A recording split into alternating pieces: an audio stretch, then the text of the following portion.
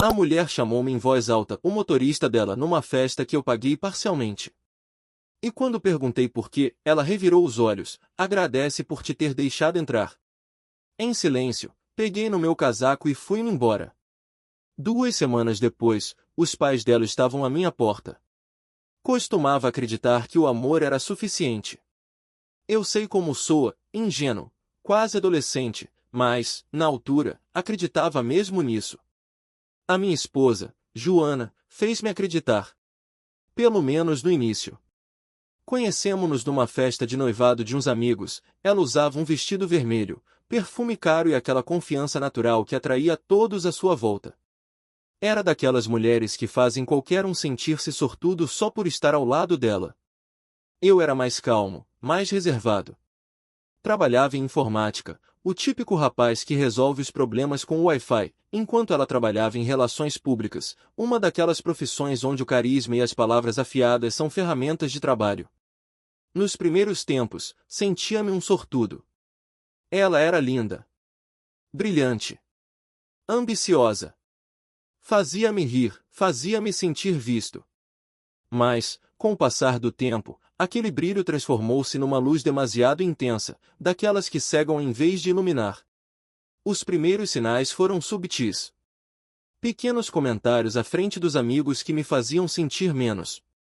As piadas que soavam a críticas, sempre disfarçadas com um sorriso. O meu gosto por t-shirts básicas? Uma graça, se estás a candidatar-te a funcionário público. Os meus amigos?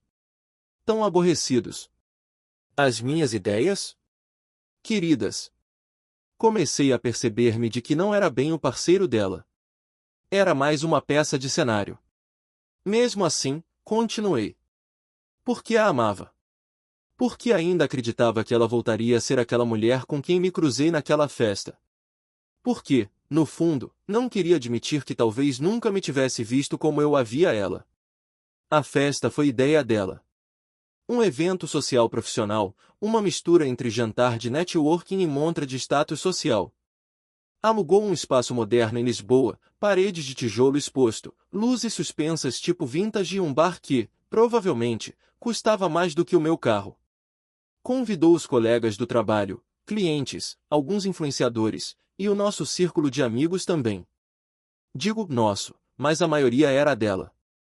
Os meus amigos contavam-se pelos dedos de uma mão. Ainda assim, ajudei com tudo. Organizei, dei sugestões, paguei parte da festa. Ela nem pestanejou quando me enviou a conta do catering por e-mail com a mensagem: consegues cobrir esta parte, amor? E eu paguei. Afinal, somos uma equipa, certo? Fui eu que a levei até lá. Ela ia deslumbrante, num vestido verde escuro, sapatos de salto alto a bater no passeio. Lembro-me de lhe abrir a porta do carro e pensar: espero que ela ainda me veja como via no início. Esse pensamento morreu por volta das 20h45. Tínhamos acabado de chegar. Estacionei alguns quarteirões porque o parque estava cheio. Entrei com ela, com uma bandeja de queijadas artesanais, aquelas da pastelaria que ela adorava. Ela já estava rodeada de pessoas junto ao bar, a rir-se alto. Quando olhou para mim por cima do ombro, disse, em voz alta, com aquele tom teatral: ah, é só o meu motorista. Riram-se todos. Todos. E eu ali, de bandeja na mão, com os ouvidos a zumbir. Tentei rir também, para disfarçar. Mas, juro, naquele momento algo partiu dentro de mim. Algo que não voltaria a colar-se. Mais tarde, chamei-a de lado, não aos gritos, sem escândalos, e perguntei-lhe calmamente: por quê? Era mesmo necessário? Ela nem me olhou. Estava no telemóvel. Revirou os olhos e disse: devias estar grato por eu te deixar entrar. E então, saí. Sem dizer nada. Sem levantar a voz. Fui buscar o casaco, acenei discretamente a um amigo, e saí porta fora. Para a rua, para o frio, para o início do fim. Não lhe mandei mensagens. Não atendi quando ligou no dia seguinte. Não senti necessidade de explicar o que ela sabia perfeitamente. A verdade? O pior nem foi o que ela disse. Foi o facto de eu acreditar nela. Já estava a acreditar que era sortudo por ela me deixar entrar na festa. Como se fosse um favor. Conduzi durante horas. Parei numa bomba de gasolina e chorei como um miúdo. Senti-me humilhado. Vazio. Do tipo de dor que não grita, apenas queima, devagarinho, por dentro. E foi por isso que, 2 semanas depois, quando os pais dela bateram à minha porta, vestidos como se viessem da missa de domingo, quase não abri. Mas abri. E o que me disseram, abalou tudo. Abri a porta ainda de pijama. Não tinha feito a barba em dias. Mal comido também. Não estava à espera de ninguém, muito menos deles. Os pais da Joana. Ela, a mãe, apareceu com aquele sorriso apertado, meio forçado. O pai vinha com os braços cruzados, expressão carregada, como se estivesse ali por obrigação. Não os via desde o nosso casamento. Pisquei os olhos. Boa tarde. Ela deu um passo em frente, já com aquele tom de quem não espera a resposta. Podemos entrar. Tudo em mim dizia que não. Mas assenti. Afastei-me e deixei-os passar. A sala estava uma confusão. Um prato com restos de tosta mista na mesa, correspondência ainda por abrir, e um cesto de roupa por dobrar. Não comentaram. Sentaram-se no sofá como quem não queria tocar em nada. Foi a mãe quem começou. Queria pedir desculpa pelo que aconteceu na festa. Aquilo foi inaceitável. A Joana contou-nos o que disse. Olhei para ela em silêncio. Sem saber bem como reagir. Como é que se conta aos pais que humilhaste o teu marido em público? Que gênero de pessoa transforma isso em conversa de família? Ela tem andado, embaixo continuou a mãe. O estresse do trabalho, as pressões.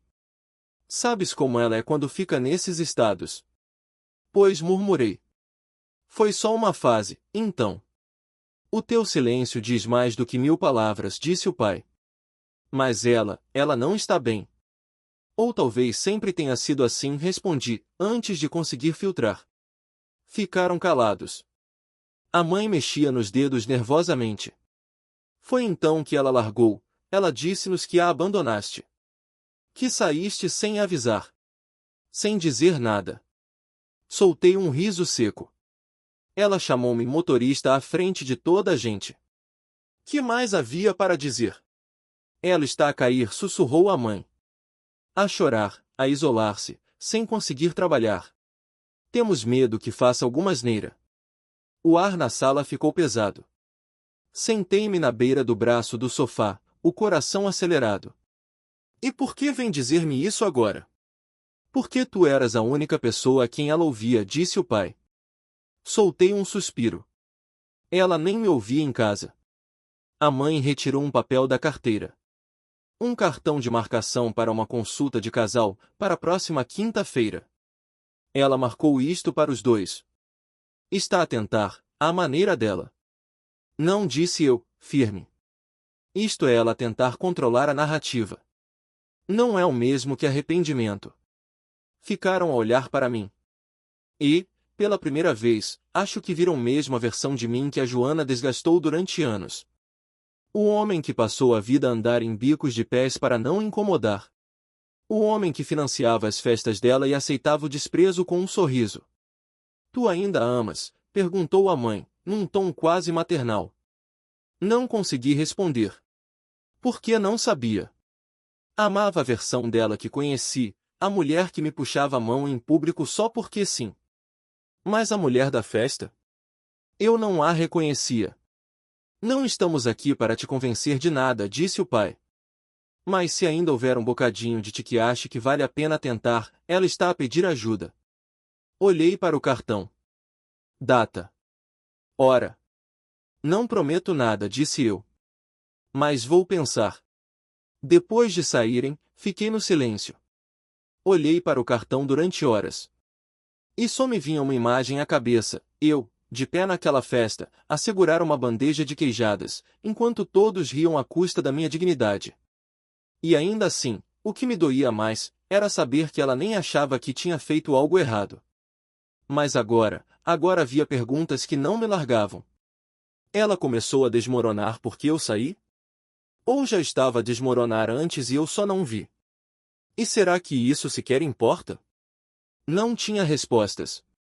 Mas sabia uma coisa, os pais dela baterem à minha porta assim? Não era normal. Não era um desentendimento de casal. Havia ali algo mais profundo. Algo que talvez eu tivesse ignorado durante tempo demais. Não dormi grande coisa depois disso. Fiquei deitado às escuras, a pensar em todos os pequenos momentos que sempre ignorei. Os comentários mordazes à frente de amigos. As interrupções constantes nas conversas. O modo como ela evitava o meu toque em público, mas depois publicava fotos nossas no Instagram com legendas do tipo abençoada coração vermelho. Era uma mentira com filtro. Um teatro onde eu era o figurante sorridente no palco da vida perfeita dela. E agora queria terapia? O cartão da consulta ficou ali na mesa de cabeceira durante 3 dias. Intocado. Não liguei. Não mandei mensagem. Ela também não. Mas verifiquei o nosso antigo calendário partilhado, ela apagou-o. Como se nunca tivéssemos planeado coisa nenhuma juntos. Talvez nunca tivéssemos mesmo. Talvez eu tenha convencido a mim próprio de que estávamos a construir algo, porque a alternativa, a de que eu estava sozinho a carregar tudo, era dolorosa demais. Liguei ao Miguel, um amigo que já não via desde o casamento. Ele costumava dizer que a Joana era um furacão, e eu sempre achei que era um elogio. Agora já não tinha tanta certeza. Ela chamou-te o quê? Perguntou ele, chocado, quando lhe contei. O meu motorista repeti. Ainda custava dizer aquilo. E depois ainda te revirou os olhos? Epá, isso não é amor. Isso é falta de respeito. Ele não estava errado. Mas ouvi-lo em voz alta foi como levar um murro no estômago. Acho que ignorei tudo durante muito tempo, confessei. Fez-se silêncio do outro lado da linha. Por quê? E aí estava a pergunta. Por quê? Porque a amava. Porque tinha medo de começar do zero. Porque, no fundo, achei que não merecia melhor. Que talvez ela tivesse razão, que devia mesmo estar grato por ela ter olhado para mim. Triste, eu sei. Mas era verdade. Chegou a quinta-feira. O dia da consulta. Não fui. Em vez disso, fui até ao local. Estacionei o carro. Fiquei a observar. Vi casais a entrar, alguns de mãos dadas, outros em silêncio, outros a discutir baixinho. E pensei, em qual destas categorias nos encaixávamos? Em nenhuma.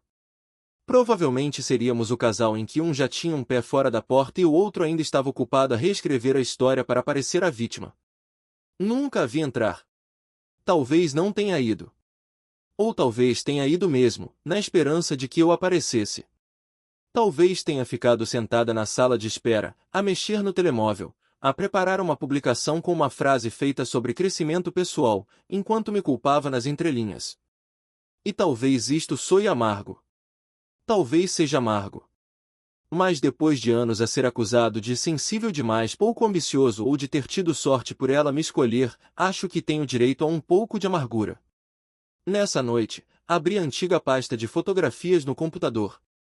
A que estava intitulada Nós. Fotos das férias.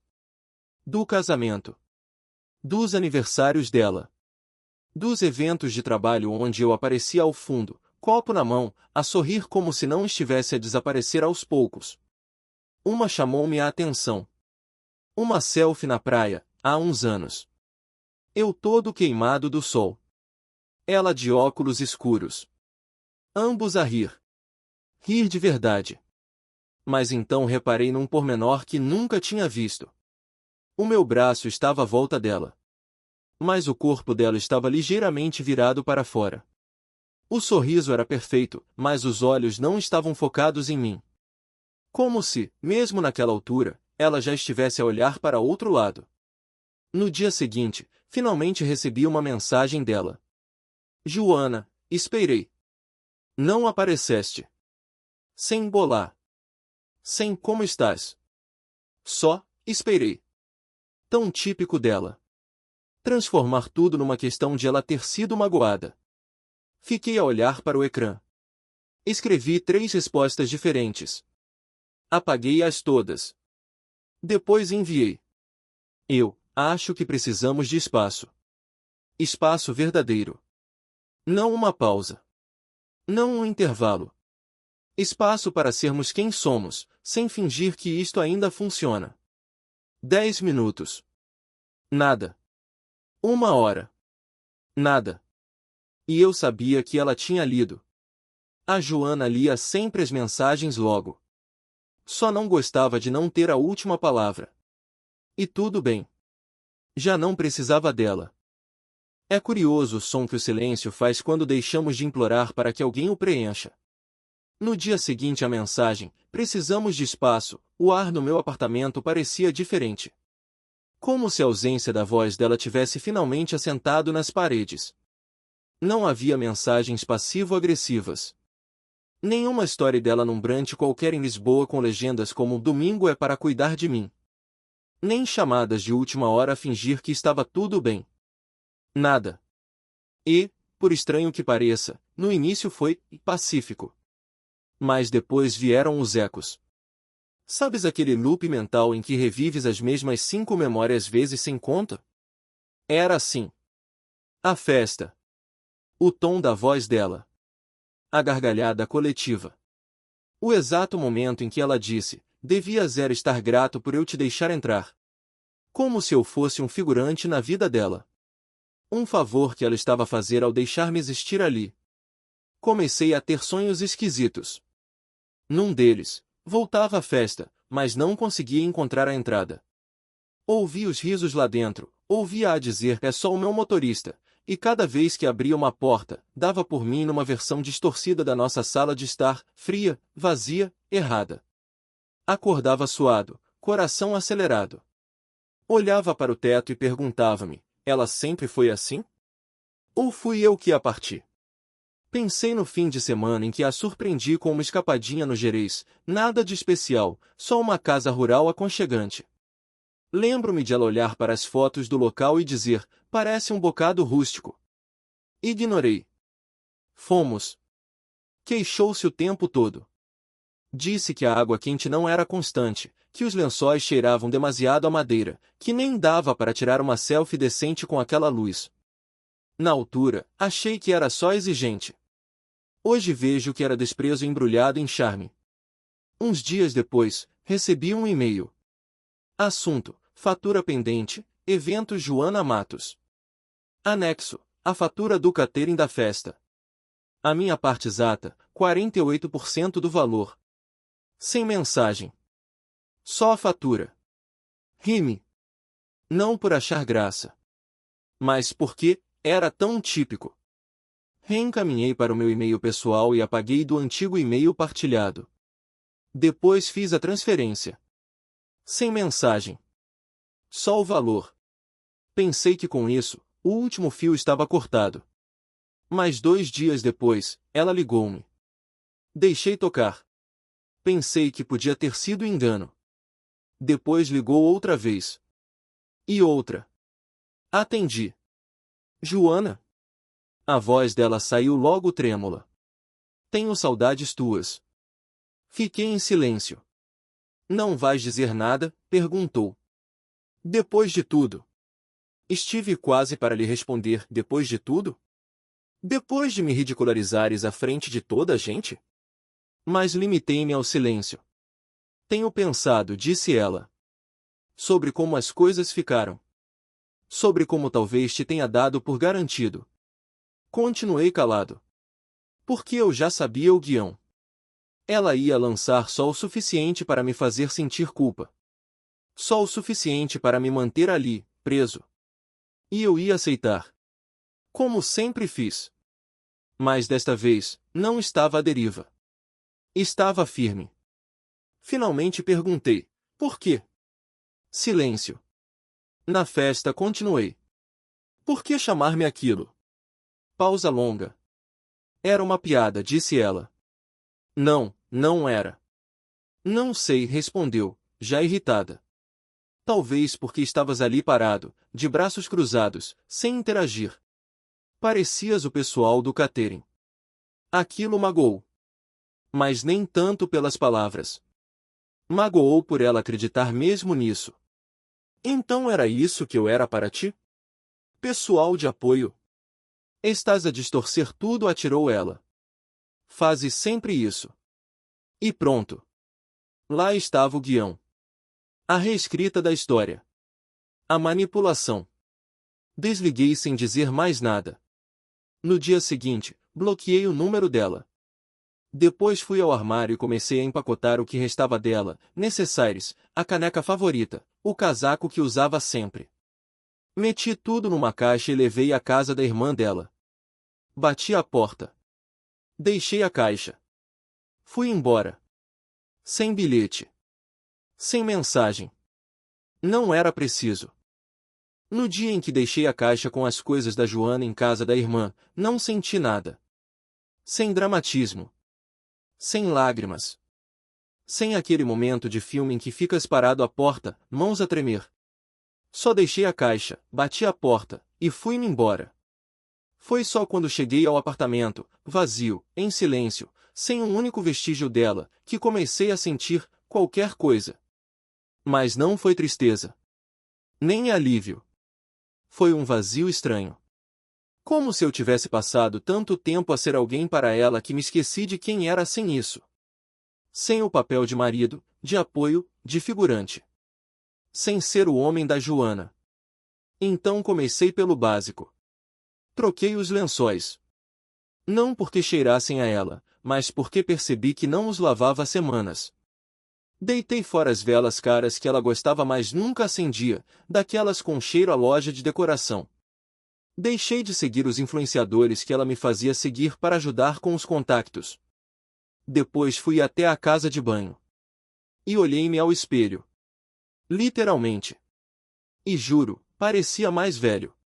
Não só nas olheiras ou na barba por fazer. Mas no olhar. Na postura. Como se tivesse estado a aguentar o mundo inteiro nos ombros sem me dar conta. Foi aí que percebi, estive anos a viver sob os padrões dela. A moldar-me ao que ela achava aceitável. A aceitar migalhas de afeto e a chamar-lhes amor. A Joana precisava de ser a estrela. E eu era o assistente de palco. O homem que tirava fotos, segurava a mala, ficava ao fundo a sorrir enquanto ela brilhava. E o pior? Eu achava isso amor. Uns dias depois, batiam à porta. Pensei que fosse ela outra vez. Mas era a mãe dela. Trazia um saco com tupperwares. Comida caseira. Lasanha, sopa, pãozinho. Daquela comida de conforto que só uma mãe sabe preparar, mesmo que não seja a tua. Fiquei sem saber o que dizer. Não era preciso. Eu sei, disse, com um sorriso leve. Mas quis vir. Entrou sem pedir licença. Sentou-se à mesa da cozinha como se já cá tivesse estado 1000 vezes. Não venho aqui para te convencer a voltar para ela, começou. Mas há algo que tens de saber. Fez uma pausa. Respirou fundo. A Joana sempre foi complicada. Desde pequena.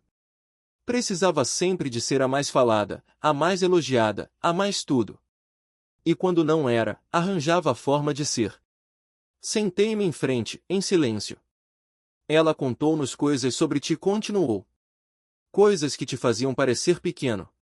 Como se fosses um sortudo por estar com ela. Mas quando te vi naquela noite, quando simplesmente saíste, vi outra coisa. Vi dignidade. Engoli em seco.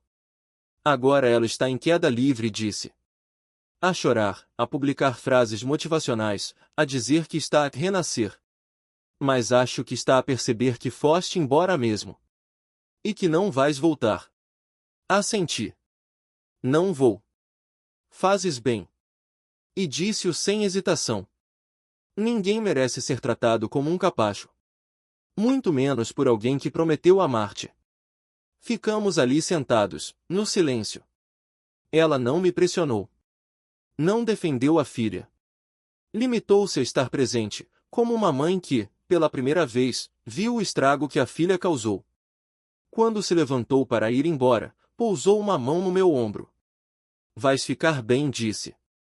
Se calhar, já estás. Nessa noite, abri uma nota no telemóvel. Título: Coisas que tolerei e não devia ter tolerado. Achei que só ia escrever uma ou duas linhas. Mas as palavras saíram como uma avalanche. Ser interrompido constantemente em público.